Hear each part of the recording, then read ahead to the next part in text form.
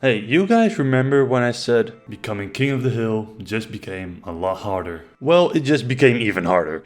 Hi, I'm Tom, and this is PlayerUnknown's Battlegrounds.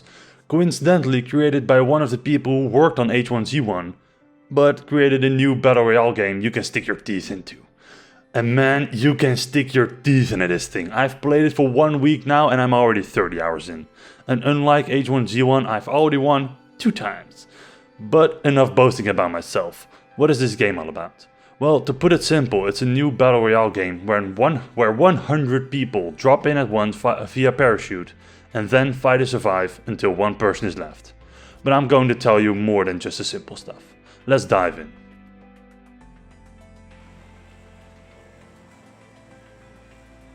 The thing Battlegrounds does a lot better than its competitors is the feeling that you can die at any time. And this is noticeable from the start, seeing that all the players drop from the same airplane in a straight line. So if everyone is close together, that puts more pressure on you and your team, if you choose to have one. Some fields you are forced to cross are looked over by apartments with enough line of sight to shoot you if someone has good aim, but not enough for you to fire back. In those cases it's just a question if someone is there or not. If not, well, real life paranoia is just building up and you're a complete idiot. But if there is actually someone there, well, you better hold on to that shift key, boy, and have a cover. Once in that cover and not already killed by bombing zones, force fields or other players, you might want to think about firing back to claim your well-earned first prize. And that is where the fun begins. The game has 5 categories of weapons: submachine guns, assault rifles, shotguns, sniper rifles and pistols. The submachine guns, although fun, are a little underpowered at the moment. Shotguns are awesome if you land your shots, less awesome if you don't. Pistols are pretty much only useful in the start of the round when no one is capable of defending themselves. Snipers are a saving grace if your aim is true. And last but not least, the assault rifles, which are basically Thor's hammer, if Thor's hammer shot high caliber munitions at a scarily fast rate over insane distances. Now, there are special weapons as well, dropped from air crates at random locations. However, going for these weapons is a huge risk, seeing that more than one person always wants them, and everyone literally wants to kill you to get them. Small side note, it is really advisable to go for these crates though. I've got a sniper rifle from one crate that won me one of those 2 games.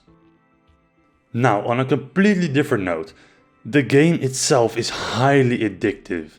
At the end of every game, you want to go back. You want to go try and win again. And you might think that once you've won one game, then it's just, the gist is up.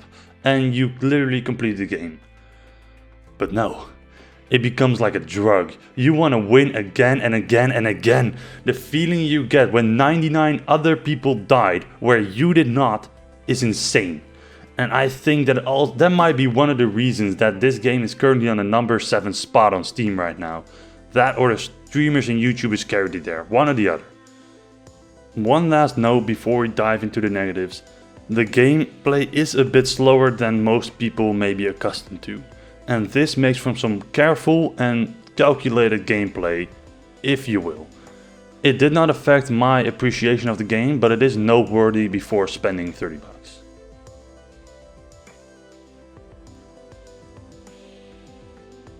Although Battlegrounds is a lot of fun, I can't deny some of the major problems it has. Starting off with the performance. I ran the game on ultra settings with my rig at 1080p. It dipped as low as 20 FPS frequently, with 70 as its max. Okay, you might think, but if you have a toaster PC with a potato as a graphics card, that is to be expected. And you would be right. Now let me pull up my PC specs so you can judge for yourself. You know, when I bought a GTX 1080, I was not expecting this. Now, as much as I want to scream into this microphone right now, I'm not going to. But I would like to make a fucking clear statement that when I say this game will ask for every last bit of your performance. And if you don't have at least a medium power PC build, I would advise you strongly to think again about your purchase. Or at least waiting. The waiting is because the game is in early access and there are still frequent frame drops and lag spikes that last for a good 30 seconds. The animations are still a work in progress and the sound could use some work too. This is by no means a finished product and you should be aware of that. To shine a little bit of light at this darkness I just thrown at you, the devs of Battlegrounds did release a roadmap for patches and updates, and performance is at the top of that list. So if you have the patience to wait, I would, just for a little while.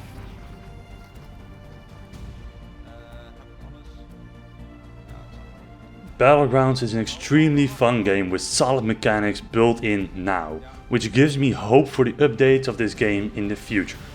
There is still much work to do, but I do think that these devs are at least nice enough to show us what they are working on and when we can expect fixes. And man, I just want to go back and play it right now. Even if it runs terrible, it is so much fun to wreck fools and snipe unsuspecting runners. If you like the Battle Royale version of H1Z1, I can assure you this will fit right up your alley as well. So with that said, I can advise you to buy it. But because Battlegrounds, it is worth the money.